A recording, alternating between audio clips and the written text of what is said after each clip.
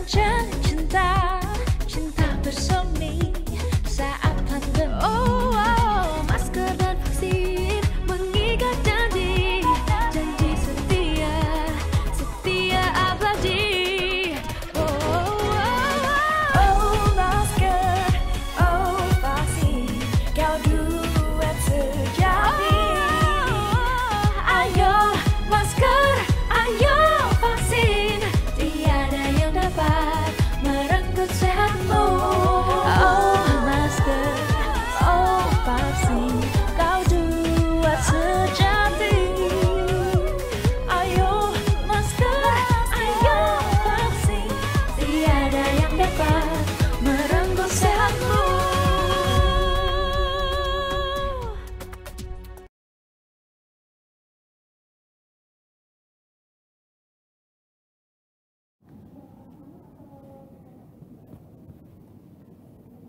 Assalamualaikum warahmatullahi wabarakatuh. Selamat sore, salam sejahtera untuk kita semuanya.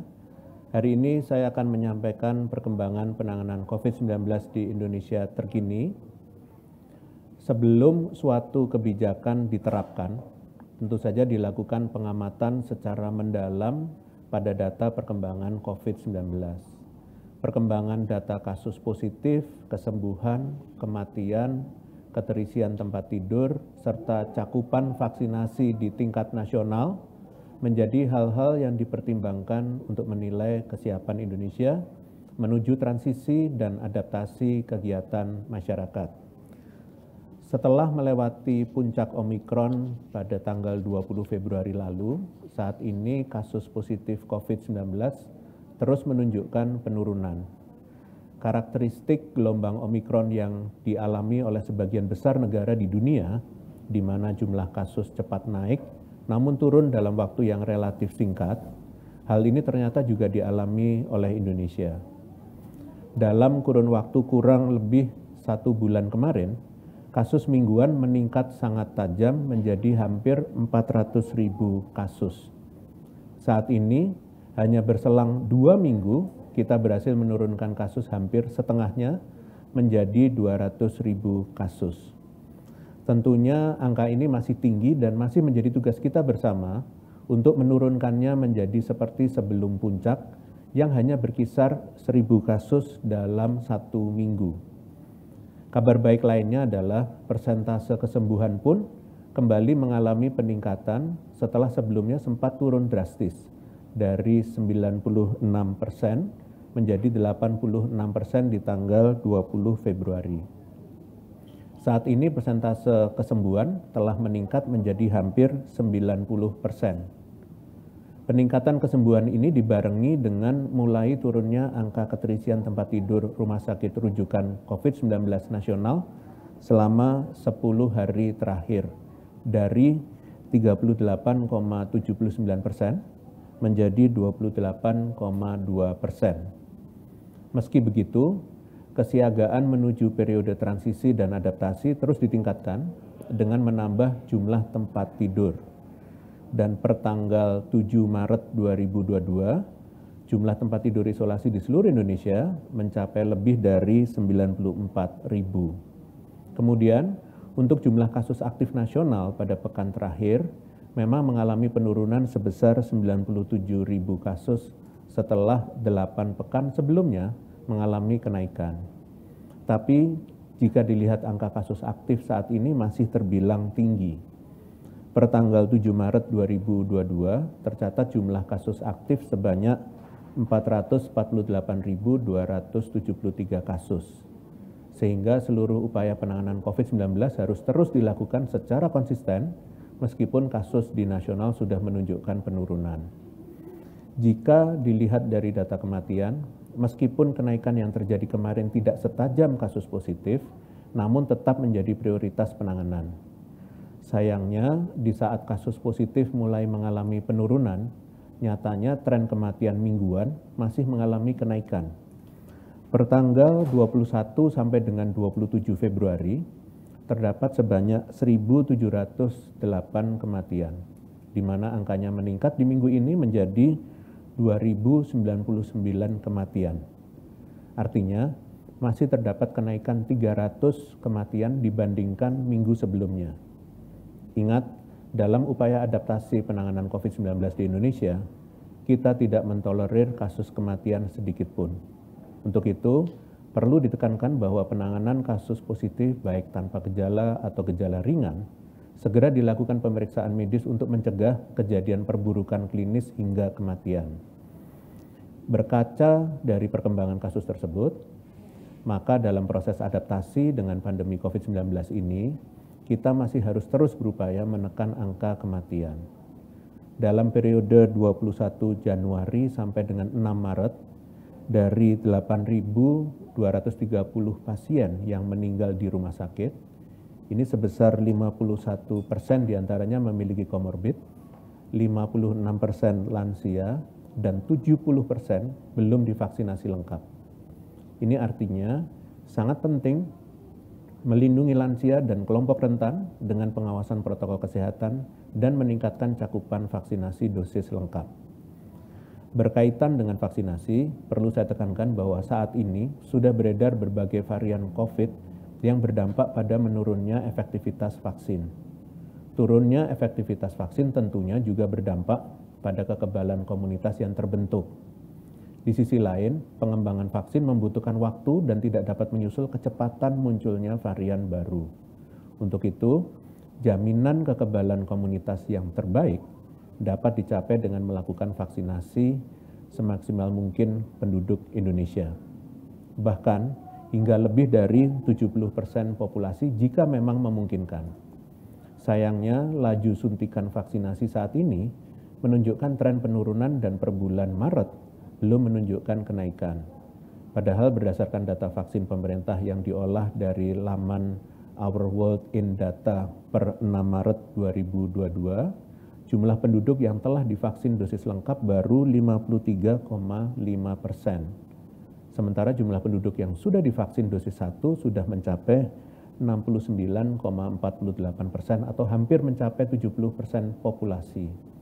Sebagai catatan, angka capaian ini memang sedikit berbeda dengan angka yang dihitung berdasarkan target yang ditetapkan pemerintah.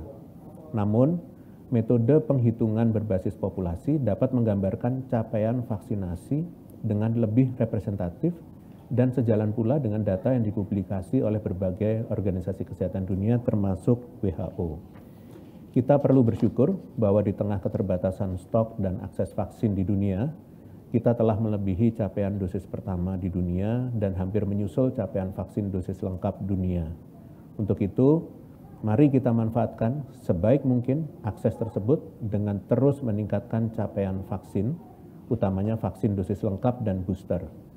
Kekebalan komunitas yang terbentuk pasca vaksinasi juga harus terus dipantau dengan upaya serosurvei berkala.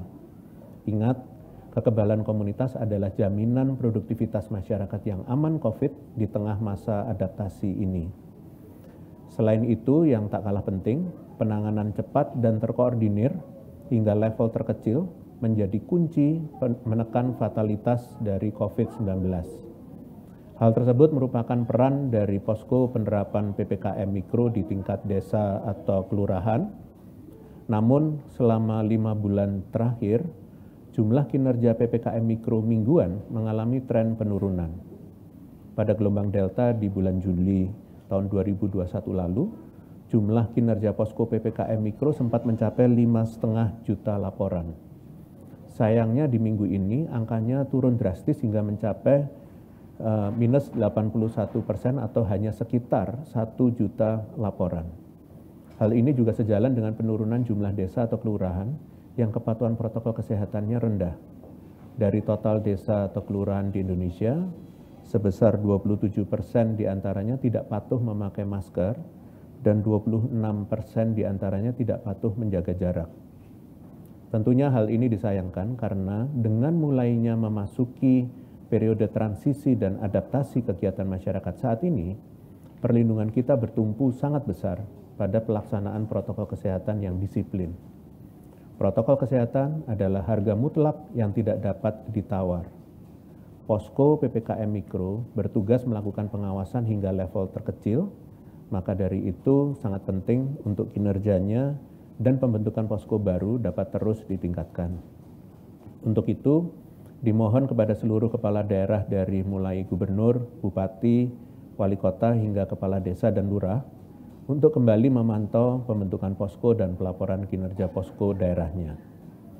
Ini bukan sekedar slogan dan mohon untuk dapat ditindaklanjuti secara serius.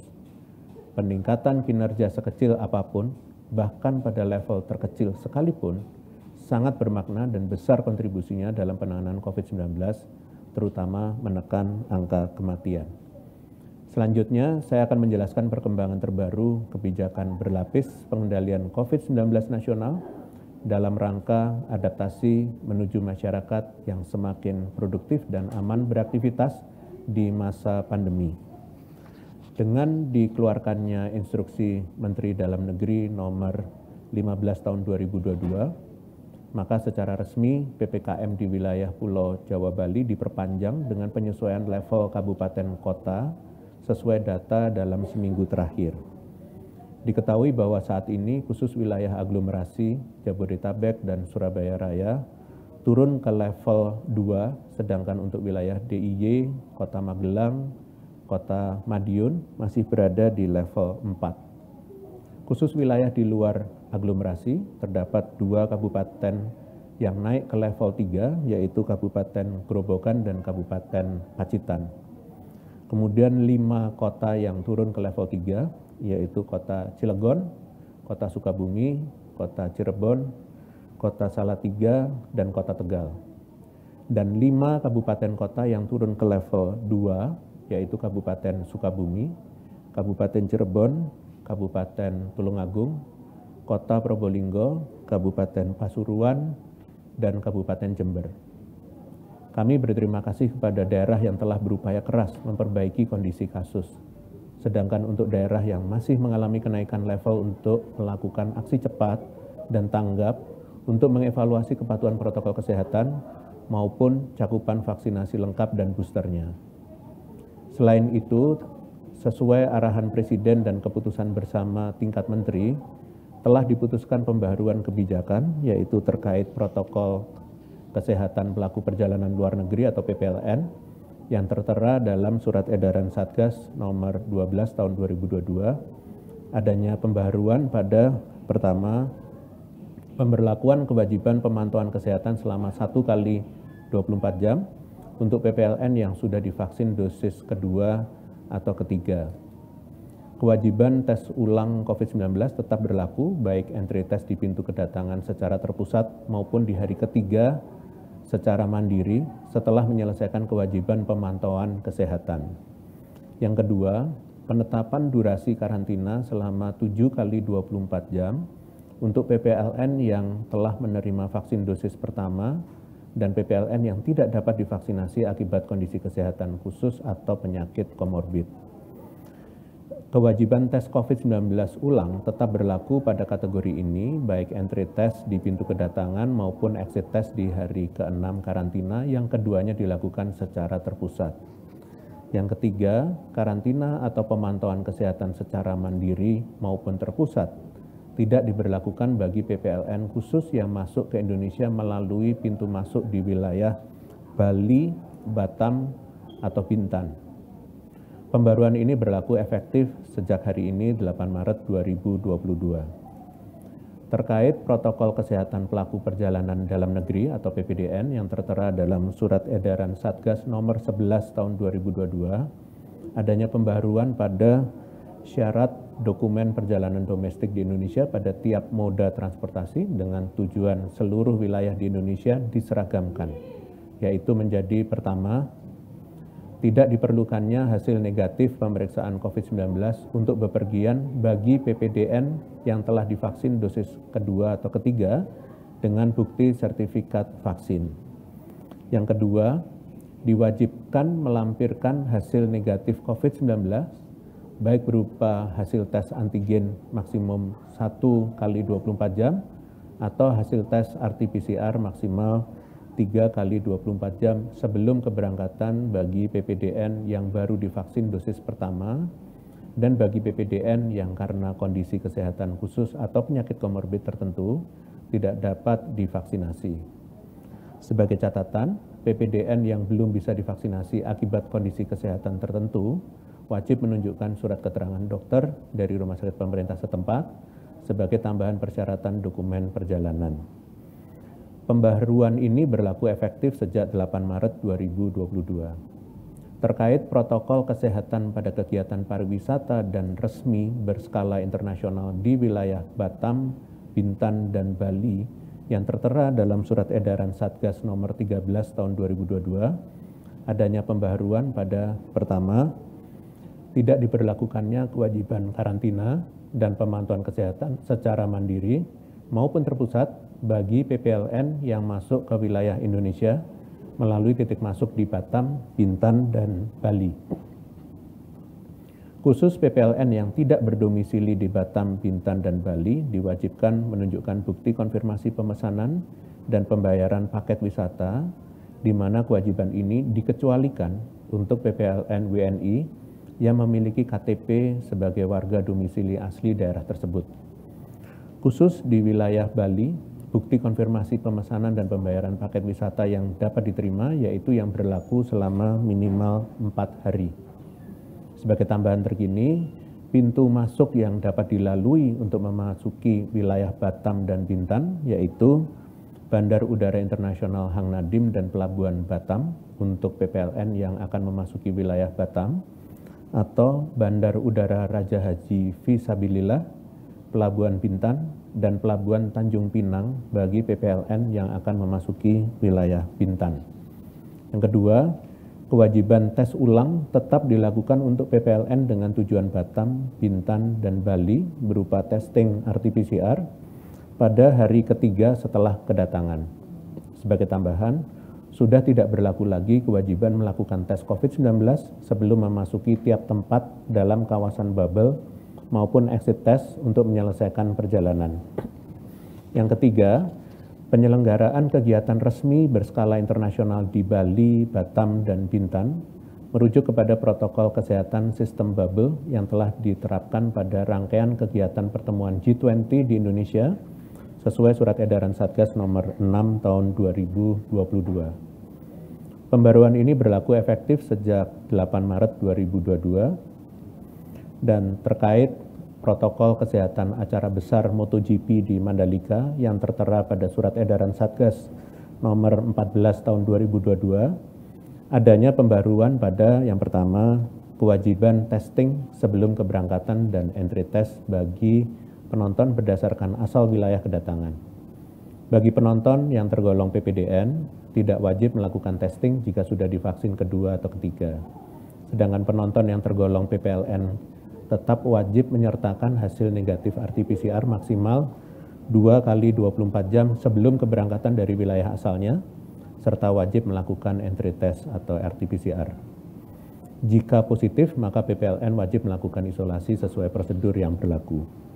Kedua, syarat memasuki venue acara adalah telah divaksin kedua atau ketiga. Selain itu, tidak berlaku lagi kewajiban testing sebelum memasuki kawasan maupun selama menjalani rangkaian acara di dalam venue. Pembaruan ini berlaku efektif sejak 8 Maret 2022. Belajar dari penanganan kasus pandemi sebelumnya yang pernah dialami oleh dunia maupun Indonesia, kondisi COVID-19 saat ini dan di masa yang akan datang dipengaruhi oleh kebijakan pemerintah terkait vaksinasi maupun protokol kesehatan, riwayat infeksi alami pada masyarakat, dan karakteristik virus. Namun prinsipnya, cara terbaik yang dapat dilakukan adalah dengan menekan jumlah populasi rentan dan mengendalikan potensi penularan di masyarakat. Di sisi lain, dengan adanya ketidakpastian kondisi pada kasus ini, Indonesia harus tetap melanjutkan upaya pemulihan sektor lainnya seperti pendidikan, ekonomi, pariwisata, dan lain-lain. Sedangkan menurut temuan dari World Bank di tahun 2021 lalu, guncangan pada sektor ekonomi di berbagai negara dikontribusikan akibat kebijakan pembatasan kegiatan masyarakat maupun perilaku masyarakat. Keduanya mampu berdampak pada penurunan intensitas perilaku ekonomi baik karena adanya pembatasan ruang gerak maupun karena penurunan produktivitas akibat munculnya kasus maupun kematian baru.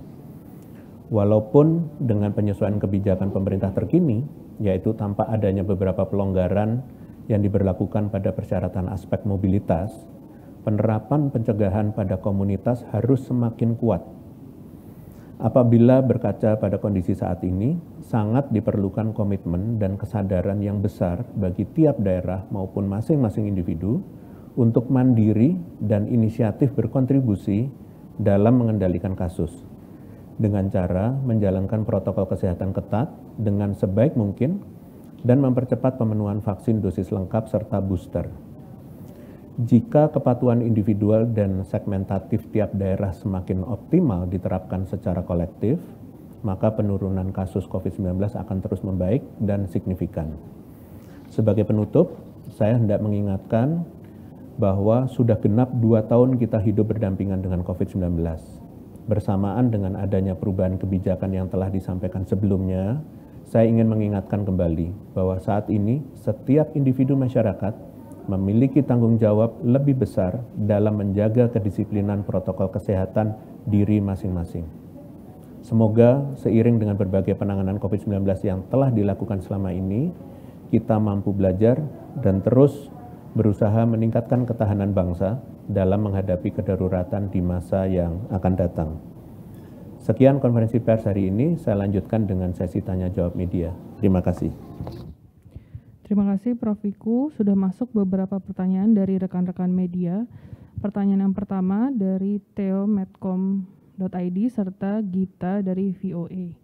Indonesia terlihat bersiap memasuki endemi, mulai dari penghapusan syarat tes PCR dan antigen untuk perjalanan domestik, hingga uji coba turis masuk Bali tanpa karantina.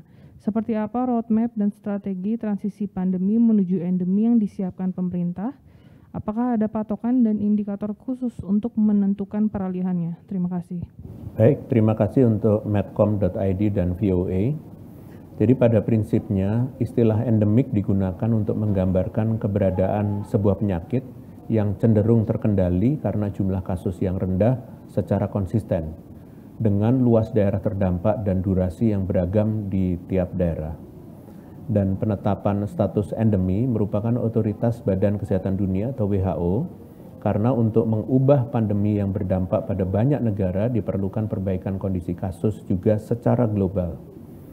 Umumnya, kondisi terkendali ini dapat diindikasikan dari jumlah kasus dan kematian yang rendah, bahkan 0 dalam jangka waktu tertentu. Kondisi ini hanya dapat tercapai jika masyarakat secara kolektif menjalankan pengendalian COVID-19 dengan optimal. Kedepannya, semoga masyarakat dunia semakin baik beradaptasi hidup berdampingan dengan COVID-19. Terima kasih. Pertanyaan kedua masih dari VOA. Kabarnya ada 18 juta dosis vaksin yang akan expired pada akhir Maret, termasuk 6 juta dosis yang sudah diperpanjang masa penggunaannya. Bapak Menteri Kesehatan sendiri akan mendorong vaksinasi lagi hingga tercapai target 181,5 juta warga atau 70% populasi. Akankah ini berhasil menghabiskan vaksin yang akan habis batas waktunya itu? Bagaimana jika tidak habis? Terima kasih. Baik, terima kasih VOA. Dengan hasil kerja keras pemerintah, optimalisasi dosis vaksin yang masih tersisa dapat dilakukan. Hasilnya di bulan Februari lalu sekitar lebih dari 4 juta dosis berhasil digunakan sebelum mencapai tenggat kadaluarsa. Sedangkan sisa dosis yang belum berhasil disuntikan berhasil diurus perpanjangan kadaluarsanya. Hal ini dilakukan dengan hati-hati oleh pemerintah melalui diskusi dengan pakar dan pabrik obat secara mendalam sehingga tidak layak dan lolos uji perpanjangan kadaluarsa ini bisa ditentukan. Sehingga perlu saya tekankan, upaya perpanjangan batas kadaluarsa vaksin bukan merupakan solusi utama.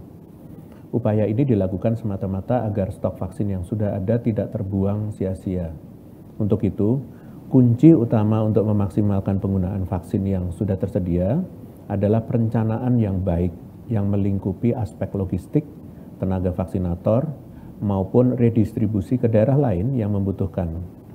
Kedepannya dimohon agar pemerintah daerah meningkatkan koordinasi dengan pemerintah pusat agar alokasi vaksin yang diberikan dapat lebih terukur dan akurat sesuai dengan kemampuan daerah. Terima kasih. Baik Prof, pertanyaan yang ketiga dari ade.kompas.com dan fitriliputan6.com. Terkait penyesuaian aturan perjalanan, bagaimana nantinya kapasitas pengaturan penumpang di transportasi umum mengingat kewajiban testing telah ditiadakan? Lalu bagaimana jika ditemukan kasus bergejala selama perjalanan? Kapan peniadaan syarat tes ini akan diberlakukan? Terima kasih. Baik, terima kasih kompas.com dan liputan6.com. Aturan pelaku perjalanan dalam negeri dapat mengacu kepada surat edaran Satgas nomor 11 tahun 2022 yang baru diterbitkan dan berlaku efektif pada hari ini tanggal 8 Maret 2022 maupun instruksi Menteri Dalam Negeri terkait PPKM level kabupaten kota yang berlaku. Terima kasih. Pertanyaan terakhir dari liputan6.com. Berapa lama evaluasi uji coba bebas karantina berlangsung? Hal-hal apa saja yang dievaluasi nantinya? Lalu bila mana ada kejadian wisatawan memilih penerbangan ke Bali, lalu membeli tiket Bali-Jakarta, apakah akan bebas karantina juga? Terima kasih. Baik, terima kasih liputan6.com. Evaluasi uji coba pembebasan karantina akan dilakukan berkala setiap minggunya. Evaluasi akan melingkupi pemantauan kondisi kasus, khususnya positivity rate dari PPLN, sejak kebijakan ini diterapkan. Kemudian untuk wisatawan memang diperbolehkan untuk memilih penerbangan ke Bali dan setelah minimal 4 hari serta mendapatkan hasil negatif RT-PCR pada hari ketiga dapat melanjutkan perjalanan domestiknya. Dalam mengantisipasi adanya potensi penularan dari PPLN yang melanjutkan perjalanan dari Bali ke daerah lain, sertifikat vaksin dan catatan riwayat perjalanan di Peduli Lindungi serta penerapan protokol kesehatan secara ketat dapat dijadikan bentuk antisipasi menekan potensi penularan virus di komunitas. Namun prinsip yang nantinya akan diterapkan adalah protokol kesehatan 3M selama perjalanan berlangsung dan dimohon baik penyedia jasa layanan transportasi maupun masyarakat mempedomani hal ini. Baik, terima kasih atas pertanyaan media. Dengan demikian konferensi pers pada sore ini berakhir. Selamat sore. Wassalamualaikum warahmatullahi wabarakatuh.